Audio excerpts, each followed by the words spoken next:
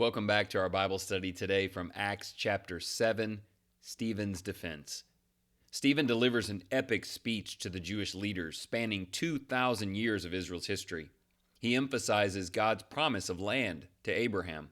He then discusses the jealousy of Joseph's brothers, highlighting how God protected him and led the Jews to Egypt. Stephen then recounts the story of Moses and explains how he saved the people despite their repeated obstinance. God was present and active all throughout Israel's history. Stephen notes that God is still working through the Holy Spirit, yet the Jews remain rebellious, even murdering, quote, the righteous one. This infuriates the crowd, leading them to stone Stephen to death.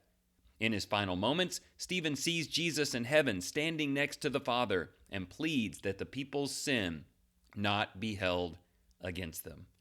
Stephen was Christ-like all the way through to the end. Stephen's defense provides several meaningful application points. First, he was wise and courageous in his willingness to share the truth about God with a dangerous crowd. Confessing Jesus requires standing firm even in the face of imminent danger. Second, the lengthy message recounts key figures in Israel's history. More importantly, it illustrates that God was always present with them, never limited by location or hindered by anyone. This is the God we serve, who remains active and unstoppable today. Finally, the glory of Jesus resonates throughout Stephen's words and in his character. He honors Christ by reciting Jesus' words on the cross with his dying breath. Like Stephen, we should know God's story and behave just like Jesus as we share it. Let's investigate further with a few questions. God supported the faithful, especially as others opposed them. Do you believe God is with you? And how is he helping you today? When you're scared or tired or unsure, how does knowing God is with you and has always been with his people, how does that help you in those moments? Question 2, the Jews were, quote, resisting the Holy Spirit, though they thought they were righteous.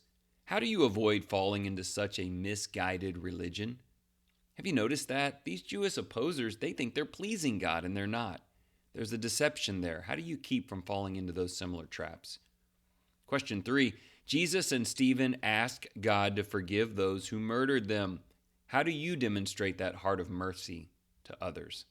I certainly hope it's not under murder, where you have to have the mercy of God, but I think every day we get tested in some way to continue to extend grace even towards those who don't deserve it, much like God did with us.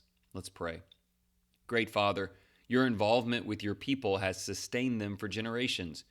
Men and women of faith stood firm for you even when your own people opposed them. Help us recognize that you are with us. Open our hearts to the presence and work of the Holy Spirit. Many resist him, some even in a misguided attempt at faith. Please guide us by your Spirit to know and teach the truth.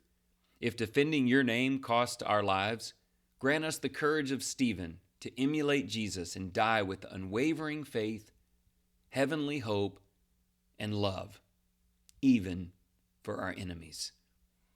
Pray today that you are more like Jesus. That's always the right decision. May he be your guide, and thank you again for listening in.